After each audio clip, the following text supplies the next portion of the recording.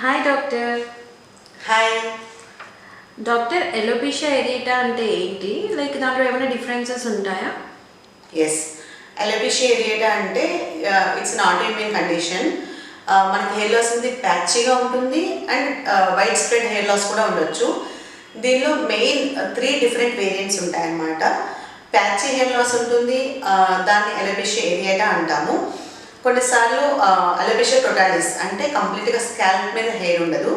Alopecia universalis అంటే body మీద ఎక్కడ హెయిర్ ఉండదు, ఇంక్లూడింగ్ ఐబ్రోస్, ఐలాషెస్ అవి కూడా ఉండవు అనమాట.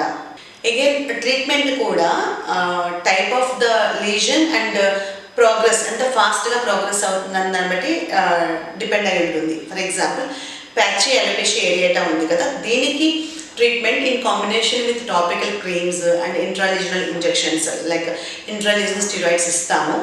దాంతో ఆఫ్టర్ 3-4 సెషన్స్ తర్వాత డెఫినెట్గా బెటర్ రిజల్ట్స్ ఉంటాయి. అండ్ అదే ఒకవేళ మనకి వాళ్ళకి అదర్ స్ట్రెస్, థైరాయిడ్ అండ్ ఇంకా డిఫరెంట్ ఇష్యూస్ ఉంటే కొంతమందికి వెరీ ఫ్యూ పేషెంట్స్లో ప్రోగ్రెస్ చాలా ఫాస్ట్గా అయిపోతుంది అనమాట. అండ్ ప్యాచెస్ 4-5 వచ్చేస్తాయి అండ్ ఐబ్రోస్తో పాటు అదర్ ఏరియాస్ కూడా లాస్ అవుతూ ఉంటాయి. అలాంటి టైంలో ఇంకా ఓరల్ ట్యాబ్లెట్స్ కూడా స్టార్ట్ చేయాల్సి ఉంటుంది.